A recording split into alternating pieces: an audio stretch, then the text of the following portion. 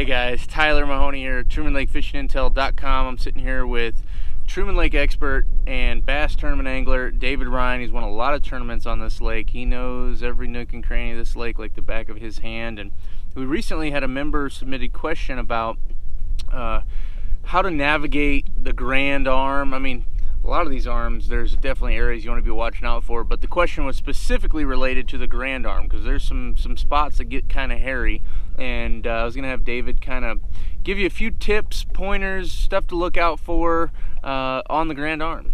So you bet. Hey Tyler, I appreciate that, and the question is a great question because when Truman gets low, all of a sudden you see a lot of things that you haven't seen before, and to me I would rather run the lake low where you can see all the obstacles than to run it at normal pool or a little bit above, because then there's the wiggle room that you have that you think you have, you really don't have, because you can be off, you know, by a boat length or two, and it can really put you in a bad situation. So coming out of Bucksaw, whenever you go downstream and you're headed towards Long Shoal, you're going to go down about 3 miles, and you're going to have the cut through. When you leave Bucksaw, you'll have the big bend going downstream that'll bend back to your right. If you just stay in that channel and stay away from the timber, which is on your right hand side, and you just kind of stay in the middle, which is the channel, and just run it down. If you take, and you don't have to do this fast, you can just cruise it at 30 or 35 or 40, whatever you feel comfortable with, just looking around and seeing where everything is all at, as far as a stump that might be out away from a tree line. I would suggest you come down off pad, you idle over there, you take a look at it. If it's something that you feel like that, oh my gosh, when the water's up, I've ran right over that. Well, what I would suggest for you to do is go ahead and put a waypoint there.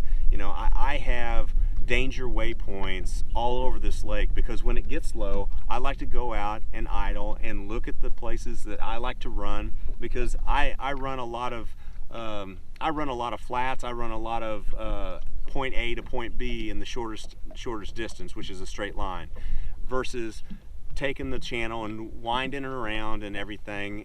So I try to be as efficient with my time running the big motor, so I can get there, so I can run the trolling motor. So that's what I would suggest for you to do. Once you get down below the cut through, let me back up just a second. Okay, you come down and you'll get to the cut through, and this is the place that's probably taken more lower units on Truman Lake than you can shake a stick at, for the last 30 years. So take your time, idle through the line of timber. You'll go over the high spot, and then you'll come back into another timber line, and then you'll idle out about 10 or 15 feet, and you're okay to go. But just idle through there and take a look at it, see how it lays, and once again, if you see anything that you feel like that, oh gosh, I've ran through there before and I ran right over something, mark those for goodness sakes, because you've got to have those danger waypoints. And then once you get past the cut through, it's pretty straightforward. You can stay in the channel all the way down the Grand until you get to the lower end, and I think that in a nutshell will help you out. Awesome. Well, thanks a bunch for sharing that information.